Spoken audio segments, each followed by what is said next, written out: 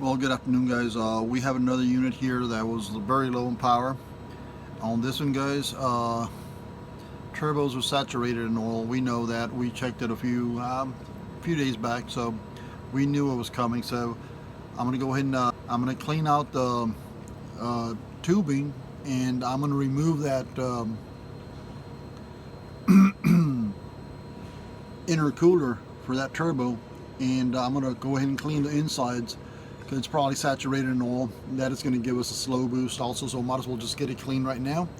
I don't know what you guys use or what people use, but I mean, we're using thinner. Thinner breaks up that oil very fast, and after you put thinner in there, flush it out, you can actually see the aluminum color on the inside fins of that intercooler. So I mean, it did a decent job. So I'm going to go ahead and do that one and see how clean we can get this one, and see if all this is going to work. Alright guys, let me go ahead and get to removing all this stuff. Well, we already removed this. We're going to remove the other side of the tubing. We're not going to pull the radiator out. We're going to go ahead and remove this intercooler while it's on the bus. So let me go ahead and get to this.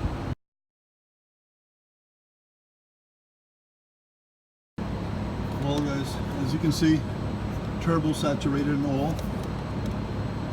That is the cause of our slow boost. And intercooler, I'm going to use a different finger,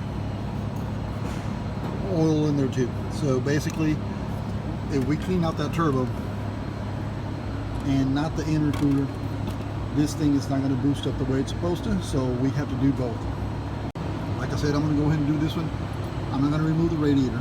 So basically, you got 1/2-inch little bolts on the fan shroud. There's one on the inside, and then there's another one, of course the other side's the same. You got one bolt here, two bolts here, two bolts here, one bolt here. This will loosen this one up a bit. We have to loosen these bolts that hold the radiator in place. You got to get this bar completely off, and let me go to the other side. We have to loosen this one. We're not going to remove it, so none of the water's going to spill.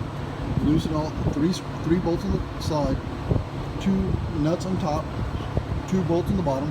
Pull this off just a bit to where it dangles. Remove this turbo tube. There's a screw on the casing for the radiator and the intercooler. One is down here, 2 are behind this up here. Then of course we got 1, 2, and then we got 1 more down here. That'll give me enough space. Oh, and we got to loosen the bolt that holds it in place. That'll give me enough space to where I can pry the 2 pieces apart from each other and allow me to remove this intercooler out. Once we get this, there's 2 15mm nuts holding the intercooler to this bracket. I have to pop that bracket on that side. I got to lift it up good 4 inches, get to that nut, removing, and then I can get to this one, remove it, and pull that intercooler straight out. So I'm going to do it in time lapse, because if not, it'd take forever. So let me go ahead and get this done, and then we'll continue with the washing of the intercooler. All right.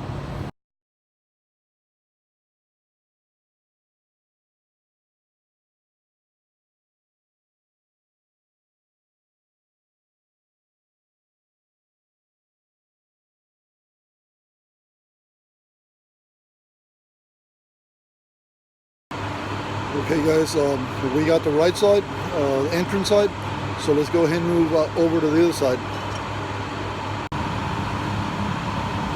Well guys, we're going to go ahead and get that water reservoir tank out of the way, so we can go ahead and get to all those screws we got on that side and that turbo tube.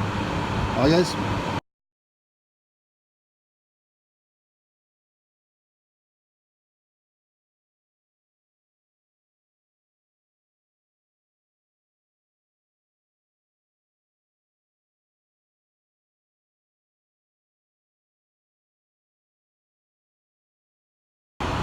Now when you get the 2 bolts that I told you, the nuts that are holding the intercooler to the bottom bracket, I gotta get to it. I'm gonna get it from that side, guys.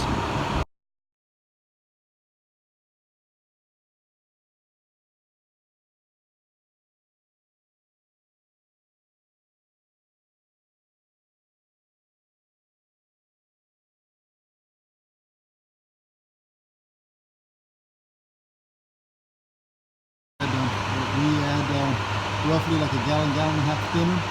Cover both ports with craft bags, thick gauge plastic, put zip ties around it to keep it from splashing out, and then we just kind of swirl that thing around for a while, pour the thinner out, and then we rinse it with soap and water to get all those chemicals out, most of the chemicals out of that intercooler. And for us, I mean, it works good. So let me go ahead and do that. Like I said, guys, that's what we use. Thinner from Sherwin-Williams. I'm not saying it has to be this, guys, but I mean, this is what we're using, and it works. For us, it's working great. So we're going to continue using it until we find something better.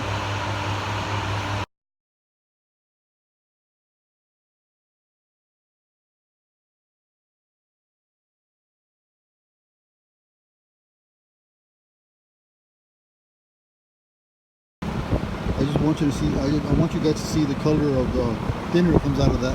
It's going to be dark black, guys. That's how dirty the thing was. So, hold on, give me.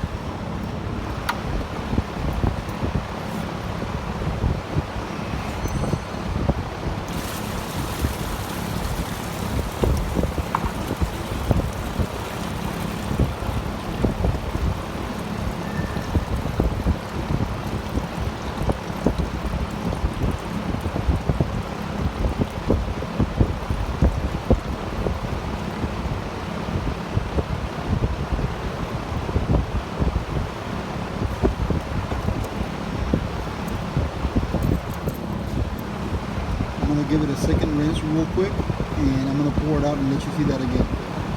Here goes the second rinse, and I only added like maybe a quart of thinner, so reducer. So let me go ahead and pour that out.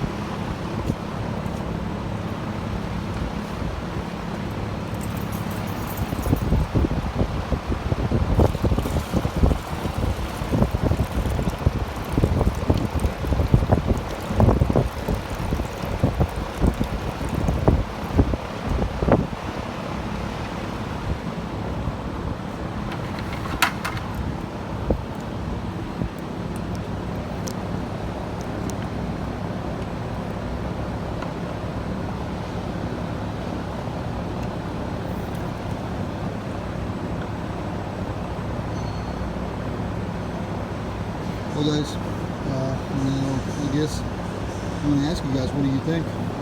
Is this method going to work? Or, I mean, it's been working, but is it going to harm anything? I don't think so, guys. This is what we do, and it seems to work great. So let me go ahead and rinse this intercooler off with soap and water, get as much of that thinner out of that intercooler so I can go ahead and install it back on the unit.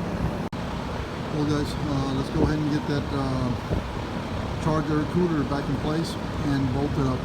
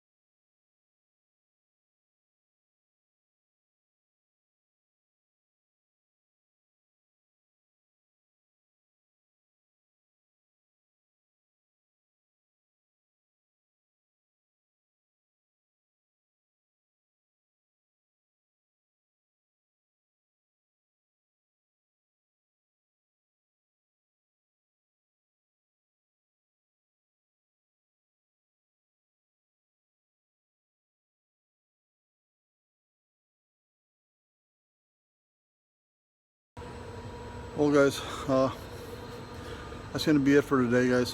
It's already close to 6. I'm going to go ahead and stop it here. As you can see, most of the stuff we already assembled. All we need is basically the air tubes and both radiator mounts that bolted to the frame. And tomorrow we'll continue. We still got to get those air tubes cleaned up. We got to get those turbo covers removed, cleaned, and clean out the little impellers on those turbos. And we'll see what this one does tomorrow after we get all that done. Hopefully that'll be it, guys. The unit that left earlier, the one we did the cooler on, well, the driver hasn't called anything in, so I'm assuming that everything is running fine. So well, I guess I'll see you guys on the next video. Hey, thanks for watching, guys. Like and subscribe.